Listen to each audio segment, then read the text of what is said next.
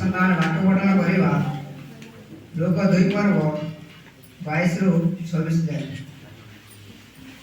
ଓଡ଼ିଶାରେ ଲୋକ 2 ପର୍ବ 22 ରୁ 26 ଯାଏ। ଏଠାରେ ଉଲ୍ଲେଖ ଅଛି, ପରେ ଯେତେବେଳେ ମଶାଙ୍କ ବ୍ୟବସ୍ଥା ଅନୁସାରେ ସେମାନଙ୍କର ସୂଚି ହେବା ସମୟ ପୂର୍ଣ୍ଣ ହେଲା, ସେତେବେଳେ ପ୍ରତ୍ୟେକ ପ୍ରଥମଜାତ ପୁରୁଷ ସନ୍ତାନ ପ୍ରଭୁଙ୍କ ଉଦ୍ଦେଶ୍ୟରେ ପବିତ୍ର ବୋଲି ଗଣିତ ହେବ।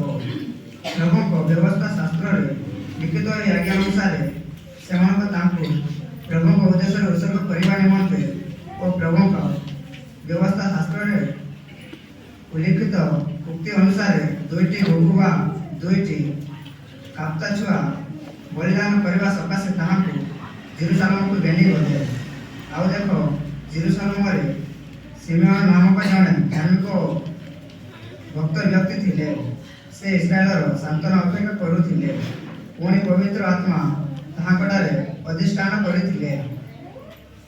ପ୍ରଭୁଙ୍କ ଅଭିଷିକ୍ତଙ୍କର ଦର୍ଶନ ନ ପାଇଲେ ତାହାଙ୍କର ଯେ ମୃତ୍ୟୁ ହେବ ନାହିଁ, ପବିତ୍ର ଆତ୍ମାଙ୍କ ଦ୍ୱାରା ତାଙ୍କୁ ଏହି ପ୍ରତ୍ୟାଦେଶ ଦିଆଯାଇଥିଲା।